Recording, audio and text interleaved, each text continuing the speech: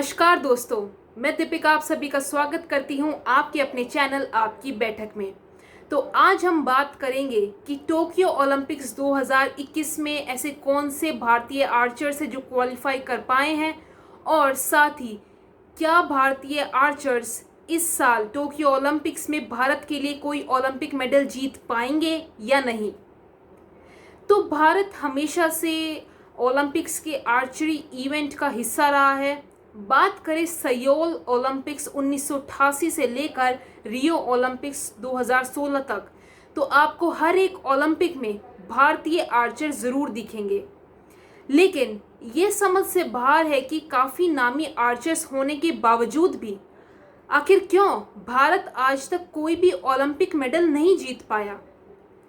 भारतीय आर्चर्स की ranking number 1 भी रह चुकी है और साथ ही उन्होंने काफ़ी वर्ल्ड चैम्पियनशिप्स में काफ़ी मेडल्स भी जीते हैं। लेकिन जैसे ही ओलंपिक्स की बात आती है तो वही नामी आर्चर्स आप सभी को कभी भी पोडियम पे खड़े हुए नहीं दिखाई देंगे। अगर हम बात करें तो सत्यदेव प्रसाद और अतानु दास के अलावा ऐसा कोई भी मेल आर्चर नहीं है जो कि ओलंपिक्स के प्री क्वार्टर फाइनल से आगे तक पहुंच चुका हो। वहीं अगर हम वुमेन्स टीम की बात करते हैं तो वुमेन्स टीम इस उसमें थोड़ी मेंस टीम से बेहतर है, क्योंकि वो ओलंपिक्स में एक से ज़्यादा बार क्वार्टर फाइनल में जा चुकी है, लेकिन वे भी फाइनल 8 से आगे कभी नहीं पहुंच पाई। दुर्भाग्यवश है कि कंपाउंड आर्चरी ओलंपिक्स का एक इवेंट नहीं है, क्योंकि अगर कंपाउंड आर्चरी ओलंपिक्स का एक इवेंट होता तो इंडियन आर्चर्स की ऐसी दुर्दशा ना होती जैसे कि रिकर्व इवेंट्स में हो रही है या फिर रिकर्व आर्चर्स की हो रही है। तो अब हम बात करते हैं कि ऐसे कौन कौन से इंडियन आर्चर्स है, भारतीय आर्चर्स है जिन्होंने टोक्यो ओलंपिक्स 2021 के लिए क्वालिफाई किया है और वो किस किस कैटेगरी या फिर इवेंट में आप सभी को दिखेंगे।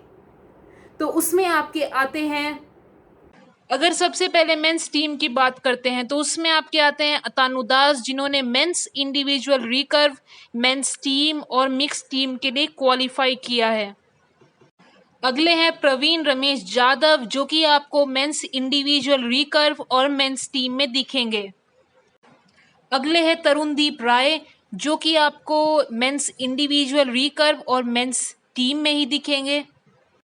आखिरी में आपकी आ जाती है दीपिका कुमारी, जो कि आपको दिखेगी वुमेन्स इंडिविजुअल रिकर्व में और साथ ही मिक्स टीम में अतानु दास के साथ।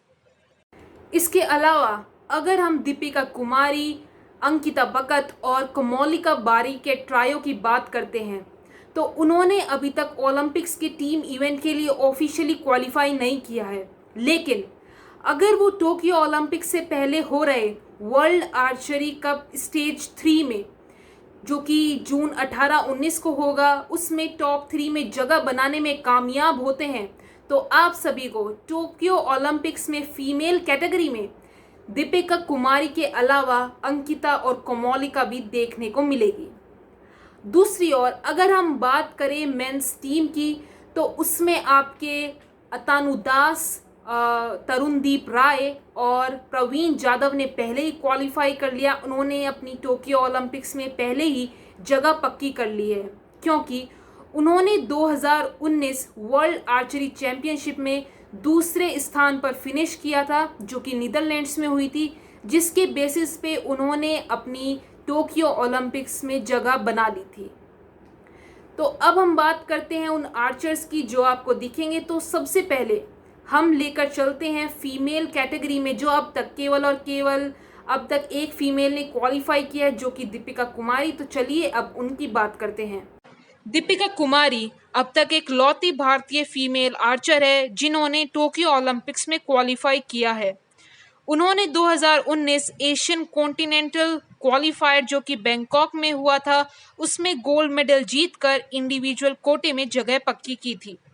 Deepika Kumari farmer world number 1 भी रह चुकी है, लेकिन फिलहाल उनकी रैंकिंग वर्ल्ड नंबर 9 है। उन्होंने इस साल की शुरुआत में आर्चरी वर्ल्ड कप, जो कि ग्वाटेमाला में हुआ था, उसमें गोल्ड मेडल जीता था और अब वे उम्मीद करेंगी कि वे ओलंपिक्स 2021 में पोडियम फिनिश कर वो अपनी रैंकिंग में उछाल लाने की भी कोशिश करे। 2018 वर्ल्ड कप गोल्ड के बाद दीपिका को काफ़ी स्ट्रगल करना पड़ा और उनकी फॉर्म में काफ़ी इनकंसिस्टेंसी भी दिखी। लेकिन ग्वाटेमाला में उनकी परफॉर्मेंस ने दिखा दिया कि ये वही दीपिका है जिन्होंने 2010 कॉमनवेल्थ गेम्स में इंडिविजुअल और टीम इवेंट में गोल्ड मेडल जीता था और इनमें अभी भी दम है और काबिलियत है कि ये टोक्यो ओलंपिक्स में एक ओलंपिक मेडल ज़रूर जीत सके। और साथ ही हम भी ये उम्मीद करते हैं कि दीपिका टोक्यो ओलंपिक्स में अपना बेस्ट दे और साथ ही आप सभी को पोडियम पे खड़ी नजर आए। तो अब हम बात करते हैं मेंस टीम की, जिसमें आपके सबसे पहले आते हैं अतानु दास। अतानु दास ने 2008 में अपना इंटरनेशनल डेब्यू किया था। अतानु फिलहाल वर्ल्ड नंबर 34 पर है। 2012 लंदन ओलंपिक्स में क्वालिफाई ना करने के करीबन 9 साल बाद आपको अतानु दास टोक्यो ओलंपिक्स में दिखेंगे। ज़्यादा एक्सपीरियंस और ज़्यादा कुशलता के साथ अतानु दास इस साल ओलंपिक्स में उतरेंगे। अगर उनकी रीसेंट फॉर्म की बात करें तो अतानु ने हाल ही में 2021 आर्चरी वर्ल्ड कप जो कि ग्वाटेमाला में अप्रैल में हुआ था, उसमें उन्होंने मेंस इंडिविजुअल में स्पेन के डेनियल कैस्ट्रो को हराकर गोल्ड मेडल अपने नाम किया था। अतानु ने कहा था कि आर्चरी वर्ल्ड कप में गोल्ड मेडल जीतना उनके लिए बहुत बड़ी बात है, क्योंकि कोरोना के कारण काफ़ी समय बाद टूर्नामेंट का होना और उसमें गोल्ड जीतना काफ़ी इम्पोर्टेंट रहा। इस वर्ल्ड कप और आखिरी एशियन चैंपियनशिप में 1.5 साल का अंतर था, तो ऐसी परिस्थिति में जीतना आसान नहीं होता, काफ़ी मुश्किल होता है। लेकिन अतानु ने इसमें जीत कर ये दिखा दिया कि उनमें अभी भी दम है और साथ ही टोक्यो ओलंपिक्स में ओलंपिक मेडल जीतने की रेस में वो भी काफ़ी बड़ी दावेदारी पेश कर सकते हैं। तो चलिए अब हम बढ़ते हैं अपने अगले आर्चर की ओर, जो कि है तरुणदीप राय। सिक्किम के रहने वाले तरुणदीप राय, जिनकी फिलहाल रैंकिंग 31 है यानी कि 31, एक अनुभव भारतीय आर्चर है। उन्होंने भारत को 2004 एथेंस और 2012 लंदन ओलंपिक्स में रिप्रेजेंट किया था, लेकिन अपने देश के लिए मेडल जीतने में सक्षम नहीं हो पाए थे और उन्हें खाली हाथ लौटना पड़ा था। लेकिन इस बार वे काफ़ी पॉजिटिव है अगर उनके पिछले खेलों से तुलना की जाए, और साथ ही इस बार उन्होंने टोक्यो के लिए आर्मी स्पोर्ट्स इंस्टीट्यूट पुणे में तैयारी की है। अगर राय, जो कि 2010 एशियन गेम्स के इंडिविजुअल इवेंट में सिल्वर जीतने वाले पहले आर्चर थे, टोक्यो ओलंपिक्स में भी पोडियम पर खड़े होने में सक्षम हो पाते हैं, तो उनके 24 साल के लंबे कैरियर की एक परफेक्ट एंडिंग होगी। राय ने अतानु और जाधव के साथ 2019 आर्चरी वर्ल्ड चैंपियनशिप में सिल्वर जीतकर टोक्यो में जगह पक्की कर ली थी। टोक्यो से पहले राय आर्चरी वर्ल्ड कप स्टेज 3 में दिखेंगे, जो कि पेरिस में 21 जून से होगी।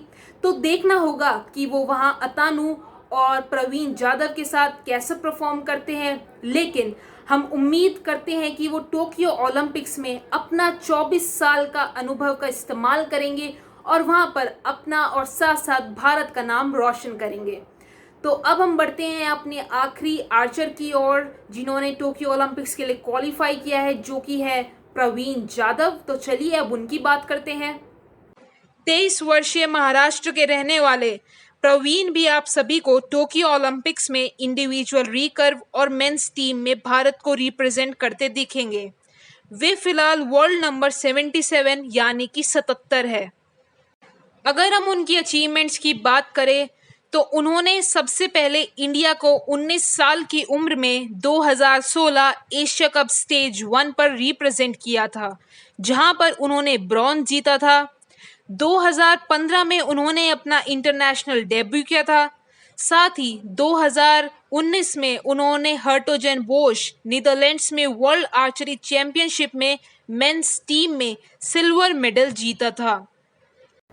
वैसे तो प्रवीण जाधव सभी से अपने मेल आर्चर्स में जो भी आपके अतानु दास और तरुणदीप राय आते हैं उसमें से सबसे युवक है और साथ ही सबसे कम एक्सपीरियंस्ड, लेकिन हम उम्मीद करते हैं कि वो अपना टोक्यो ओलंपिक्स में बेस्ट करें और साथ ही टीम इवेंट में जैसे कि उन्हें अतानु और तरुणदीप राय की कंपनी भी मिलेगी, तो उन तीनों की जोड़ी टीम इवेंट में ज़रूर भारत के लिए कोई ना कोई ओलंपिक मेडल जीत कर लाएं।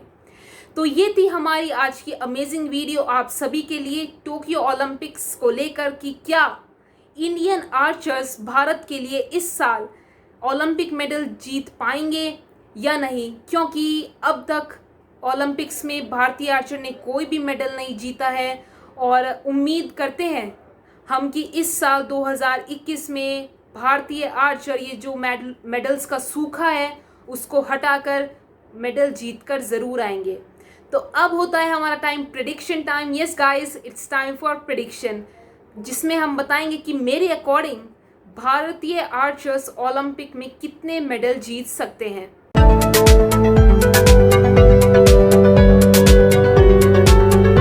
तो मुझे उम्मीद है कि आप मेरे प्रेडिक्शन से सेटिस्फाइड होंगे। अगर नहीं है तो मुझे ज़रूर बताएं कि आपके हिसाब से भारतीय आर्चर्स ओलंपिक्स में कितने मेडल जीत सकते हैं। और साथ ही हमारी इस अमेजिंग वीडियो को एंजॉय करें और खूब शेयर करें, लाइक करें और हमारे चैनल को सब्सक्राइब करें। So stay tuned for some more amazing videos, ताकि हम आपके लिए ऐसे ही अलग अलग इवेंट्स को लेकर वीडियोस बनाएं और आप सभी के लिए लेकर आए। So thank you everyone and just stay tuned.